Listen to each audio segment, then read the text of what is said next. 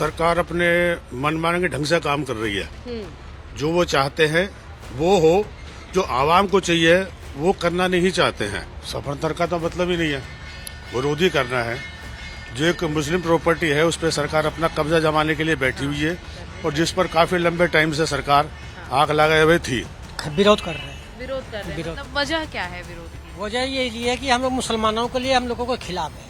वो बिल जो आ रही है वो सारा सरी गलत है। वक्फ अमेंडमेंट बिल पर फिलहाल आज जो सरकार है वो इस बिल को पास कर सकती है और इसी पर चर्चा शाहीन बाग से करेंगे। सर, बिल आज सरकार ला रही है, एक पुरजोर विरोध इसका किया गया है, कैसे देखते हैं कि अभी भी इसका समर्थन करेंगे या इसका विरोध जारी रहेगा?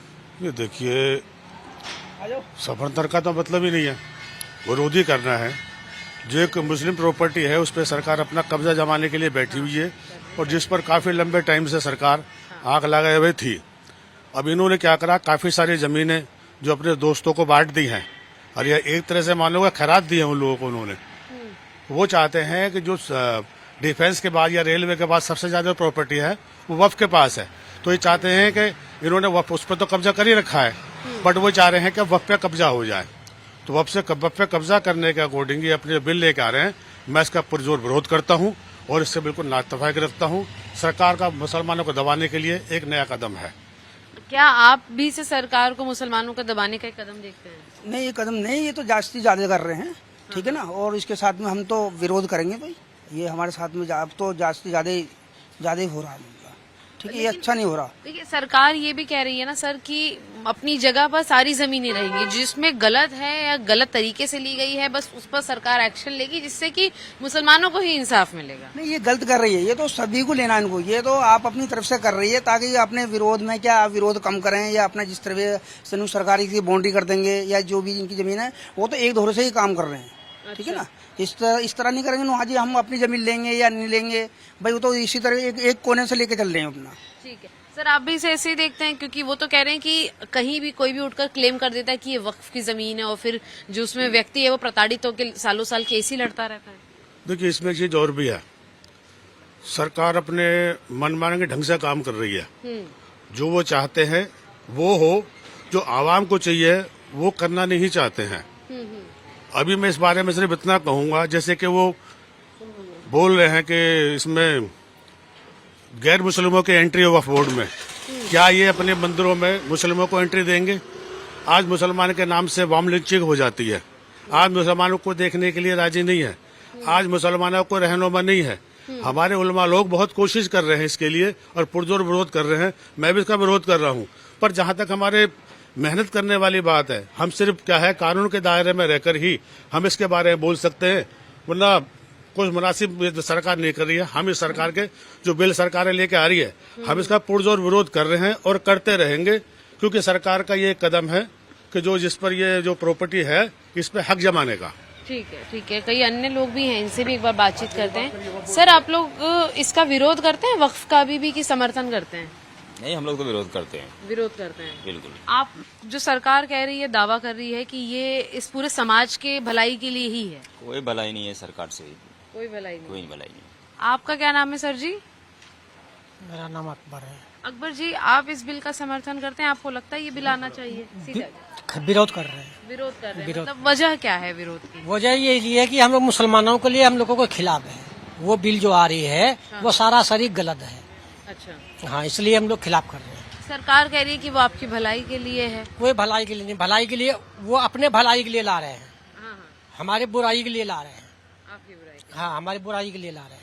ठीक है, देखिए, ये हमने कई आवाजें शाहीन बाग से सुनी है। स्पष्ट तौर पर इसका विरोध है। उनका कहना है कि ये खिलाफत में है और सरकार अगर ये कह रही है कि ये लोगों की भलाई के लिए आ रहा है या लोगों के समर्थन में है, तो इस चीज को भी फिलहाल यहाँ की जनता कबूल करने के लिए राजी नहीं है। हालांकि बिल सरकार पेश करेगी, इसके प्रोज एंड कॉन्स भी जनता को बताए जाएंगे और उसके बाद देखना होगा कि जब ये बिल लागू होता है तो इसमें सुधार होता है या जो लोग इसका विरोध कर रहे हैं वो अपनी वजहत के साथ आगे बढ़ते हैं। 2 अप्रैल को केंद्र सरकार संसद में वक्फ बिल लाने वाली है और पूरे देश भर में इस बात को लेकर चर्चा हो रही है कि ये जो नया वक्फ बिल है वो किस तरीके का है।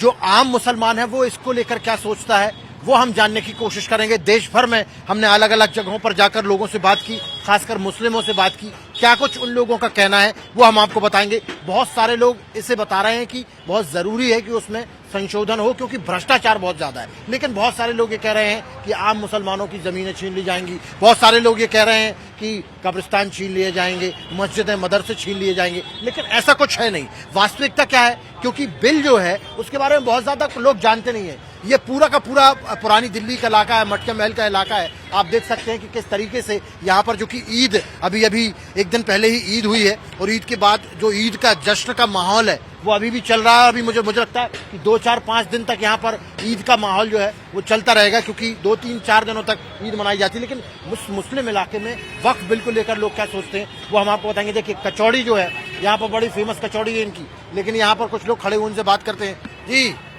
क्या नाम है आपका? सैयद मोहम्मद शाहिद। अरे वाह शाहिद साहब, कैसे हैं आप? ईद कैसी रही?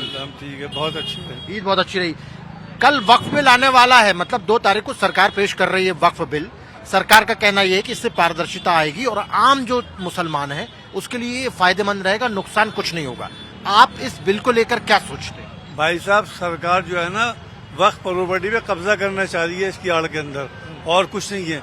वक्फ बोर्ड मुसलमानों का इदारा है और मुस्लिम प्रॉपर्टी है सारी, जो मुसलमानों ने वक्फ की लिए रान बेवाओं के लिए, उसको कैसे ले सकती है गवर्नमेंट? नहीं, सरकार नहीं ले रही, उसमें वो रहेगा वक्फ के ही पास। वक्फ के पास रहेगा। वक्फ में तो सरकार का आदमी बैठा हुआ है, वो मनमानी करता है।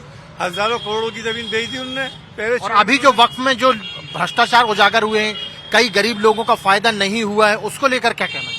वो सब सरकारी आदमी बैठे हुए हैं ना, वो अपना पेट भरने के लिए बैठे हैं। शहर में आता सरकारी आता है वो। नहीं, अभी तक सरकार नहीं थी वक्फ में, अब सरकार का आदमी हो सकता है। वो जो आदमी होता है, जो ये बताइए, चेयरमैन है, वो भ्रष्टाचार नहीं खत्म होना चाहिए कि नहीं होना? बिल्कुल होना चाहिए। तो वक्फ के माध्यम से भी यदि भ्रष्टाचार हो रहा है उस पर भी लगाम लगनी चाहिए कि नहीं लगनी? जरूरी है।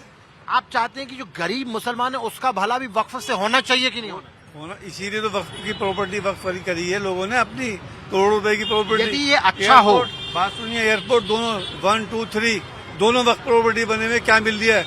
मॉडर्न स्कूल ये वक्फ प्रॉपर्टी बना हुआ है।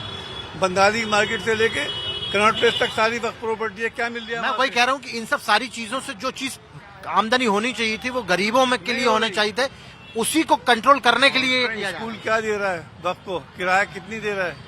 ना के बराबर है। लेकिन होना चाहिए ये कि नहीं? बिल्कुल होना चाहिए। जो पर लगाम लगनी चाहिए कि नहीं? जनाब, आपका क्या नाम है? मुझे मोहम्मद साबरीन कहते हैं। मोहम्मद साबरीन जी, आपका क्या मानना है वक्फ बिल को लेकर? भ्रष्टाचार खत्म होना चाहिए वक्फ के अंदर, जो आम मुसलमान है, गरीब मुसलमान है, उसके लिए फायदेमंद होना चाहिए वक्फ की नहीं होना? देखिए, सच्चाई ये है कि आम मुसलमान को वक्फ प्रॉपर्टी से जर्रा बराबर भी फायदा नहीं हो रहा। अब तक जितना बड़ा भ्रष्टाचार इस वक्फ बोर्ड ने किया है, वक्फ बोर्ड के चेयरमैनों ने किया है, पिछली सरकारों में उससे बड़ा भ्रष्टाचार कहीं नहीं हो सकता। 5 रुपए महीना, 50 रुपए महीना, 20 रुपए महीना, और उसकी सबलेक्टिंग कर रखी है, और 50-50 हजार रुपए महीना और लाख रुपए महीना 2 नंबर से उठा रहे हैं। वक्फ का जो वक्फ बोर्ड जो बना था वो उन बेवाओं के लिए और उन यतीमों के लिए और उन मिस्कीनों के लिए बना था, लेकिन उसका फायदा उनको ना आते हुए वक्फ माफिया उसका फायदा उठा रहा है। वक्फ की जगहों को बहुत सस्ती बेचकर, अपने रिश्तेदारों में बेचकर आपस में बंदर बांट कर रहे हैं। जो एक आम आदमी, आम मुसलमान है, आम मुसलमान नागरिक है, उसको इस वक्फ बोर्ड का जर्रा बराबर भी कहीं फायदा नहीं है। आप चाहते हैं कि ये सब कंट्रोल में होना चाहिए? 100% भ्रष्टाचार खत्म होना चाहिए, भ्रष्टाचार पर लगाम लगनी चाहिए। पिछली 50 साल दौरे हुकूमत में चेयरमैन, अब तक वक्फ बोर्ड के चेयरमैन मुसलमान नहीं बने। मुसलमान जो बने हैं उन्होंने करा दिया, किसको फायदा उठाया? एक आप मुसलमान से जाकर पूछे, उन चेयरमैनों ने अपने पेट भरे और अपनी ही जगहें, अपने रिश्तेदारों की जगहें बनवाई, और कुछ खास जो मुस्लिम पॉलिटिशियन है या कुछ और जो दूसरे लोग हैं उनको उन्होंने जगह थोड़ी बची, उनको फायदा पहुंचाया। वक्फ बिल जो आएगा, यदि वो आम मुसलमान के फायदे के लिए सरकार ला रही है, आप उसका समर्थन करते हैं? देखिए, मैं पूरी तरह समर्थन करता हूं। अगर सरकार वाकई नियत साफ है सरकार की, और वाकई उससे एक आम मुसलमान को अगर फायदा पहुंचता है, तो फौरन इन बेईमानों पे, मक्कारों पे, माफियाओं पे लगाम लगनी चाहिए। और इस वक्त का जो एक आम मुसलमान के लिए बनी थी, यतीमों मिस्किनों के लिए बनी थी, उनका उससे फायदा होना चाहिए।